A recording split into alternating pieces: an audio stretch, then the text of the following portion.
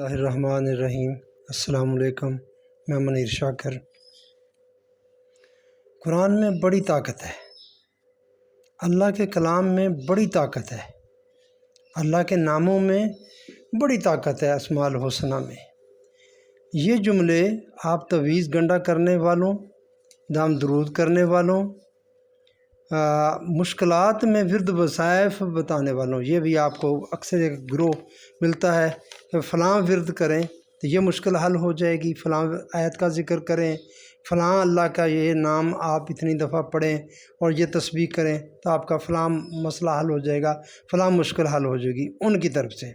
اور مستجاب الدعا، یہ بھی ایک خاص قسم کے لوگ معاشرے میں پائے جاتے ہیں، یہ ان کی دعائیں قبول ہوتی ہیں۔ تو وہ کیوں قبول ہوتی ہیں؟ جی انہوں نے بہت محنت کی ہوتی ہے، اور اللہ کے کلام میں بڑی طاقت ہے، اللہ کے ناموں میں بڑی طاقت ہے، تو ان لوگوں کی طرف سے خاص کر کی دعائیں قبول ہوتی ہیں، ان کی طرف سے یہ جملے آپ سنتے ہیں۔ اور صرف ان کی طرف سے ہی نہیں، جو ان کے حواری ہیں، جو ان کو ماننے والے ہیں، یعنی کہ ایک بہت بھاری اکثریت عوام کی لوگوں کی اس چیز کو مانتی ہے، آپ ان سے یہ بات سنتے ہیں۔ جی بڑی طاقت ہے جی قرآن میں بھی، قرآن کی آیات میں بھی، اللہ کے ناموں میں ان کا ذکر کریں اور بتاتے بھی ہیں، اور آگے چلتا ہے سلسلہ۔ قرآن کی کیا طاقت ہے؟ یہ ایک بڑا تلخ سوال ہے۔ قرآن طاقت کیا ہے؟ اس کی کیا ہوتا ہے؟ آج تک کتنے قرآن جلائے گئے؟ کبھی قرآن نے مزاحمت کی؟ کتنے جلائے گئے ہیں؟ کافروں کی طرف سے، عیسائیوں کی طرف سے، یا خود جل گئے، مسجد کو آگ لگ گئی، لگا دی۔ کتنے قرآن جل گئے؟ کوئی مزاحمت ہوئی؟ جنگ احزاب میں مسلمانوں پر سخت ترین وقت تھا، کلیجے منہ کو آ گئے تھے۔ نبی صلی اللہ علیہ وآلہ وسلم نے جنگ کے متعلق مشاورت فرمائی۔ کسی صحابی نے یہ نہیں کہا کہ فلاں آیت یا فلاں صورت یا فلاں اللہ کے نام میں بڑی طاقت ہے، اس کا ٹولیوں کی صورت میں ورد کرتے ہیں، بیٹھتے ہیں، ان کا ذکر کرتے ہیں۔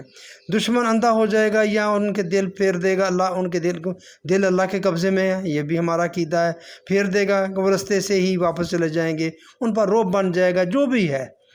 کوئی ایسا نہیں ہوا، ایسا کوئی مشورہ نہ نبی کی طرف سے آیا، نہ صحابہ کی طرف سے آیا رضی اللہ عنہم کی طرف سے، ایسا مشورہ نہیں آیا، نہ نبی نے کہا، اور نہ ہی اللہ نے کچھ ایسا فرمایا کہ فلاں صورت بڑی طاقت والی ہے، اس کا بلند یا خفی ذکر کر لو۔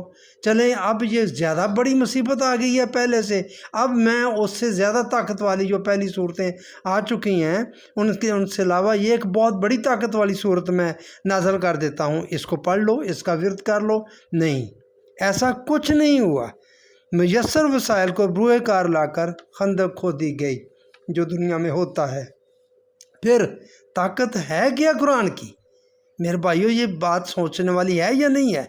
قرآن کی طاقت اس کے احکامات ہیں، احکامات میں طاقت ہے۔ ایسے ہی قرآن میں لکھے ہوئے احکامات کا بھی کوئی فائدہ نہیں، ایسے ہی لکھے ہوئے پڑھے رہیں، لیکن قرآن کو سنبھال کے ہم رکھیں الماری میں غلاف چڑھا کے خوبصورت اس کے اوپر، تو احکامات پڑھے ہیں، کیا فائدہ ہے؟ کچھ بھی نہیں۔ کیا طاقت ہے؟ کچھ بھی نہیں۔ جب تک وہ احکامات اپنی مکمل روح کے ساتھ معاشرے میں نافذ نہیں ہو جاتے، پھر ان کی طاقت کا پتہ چلتا ہے، پھر ان کے فوائد کا پتہ چلتا ہے۔ ان کے فوائد ہی ان کی طاقت ہے، جو قرآن کے احکامات ہیں، پھر ان کی طاقت یعنی ان کے فوائد کا معلوم ہوگا۔ مثلاً دے لو، عدل کرو، انصاف کرو، قانون کی حکمرانی کرو، پھر اس حکم کی طاقت یعنی اس کے فوائد آپ کو ملیں گے۔ وہ قیدی نمبر 804 یہی بات کر رہا ہے، کرتے کرتے جیل چلا گیا، وہ یہی کہتا ہے کہ قانون کی حکمرانی قائم کرو، یہ اللہ کا حکم ہے۔ یہ قائم ہوگا، اگر آپ یہ قائم ہوگا تو پھر آپ کو طاقت کا پتہ چلے گا کہ قرآن کے احکامات میں کیا طاقت ہے۔ اگر آپ اس لفظ یعنی یہ دے لو یا یہ جو متعلقہ آیت کا تویز بنا کر گلے میں ڈال لیں، یا اس کی صبح و شام تسبیح کریں، یا اس کا دم کریں، یا اسے گول کر پیتے رہیں، پانی میں ملا لیں، گول کے پیتے رہیں، تو بھائیو اس سے کیا فرق پڑے گا؟ آپ اللہ کے نام جو ہیں وہ ان کا ایسے ہی کرتے ہیں نا ہم، تو کیا فرق پڑے گا؟ کوئی ذرا ہے کوئی عقل کی بات، سوچنے والی بات نہیں ہے یہ۔ بھائیو بات مشکل ہے، یا ہم سمجھنا ہی نہیں چاہتے، کیا یہ اتنی بات بھی ہماری سمجھ میں نہیں آ رہی؟ دیکھیں وہ احکامات جنہیں معاشرے میں نافذ ہونا تھا یا جنہیں معاشرہ میں نافذ کرنا ہماری ذمہ داری تھی، یہ تھا ہم پر فرض کہ ان کو نافذ کرنا ہے، تم نے ذمہ داری تھی، ہمیں کس طرح ایک منظم سازش کے ذریعے اس طرف سے ہٹا کر بالکل دوسری طرف لگا دیا گیا، اور وہ بھی اللہ اور رسول اور قرآن اور دین کے نام پر۔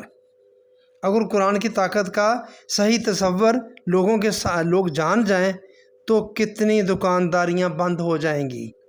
اور اگر ہم اپنی تسبیح، یہ جو تسبیح کرتے ہیں، یہ تسبیح یہ کیا ہے میرے بھائی؟ یہ ہماری ذمہ داری ہے۔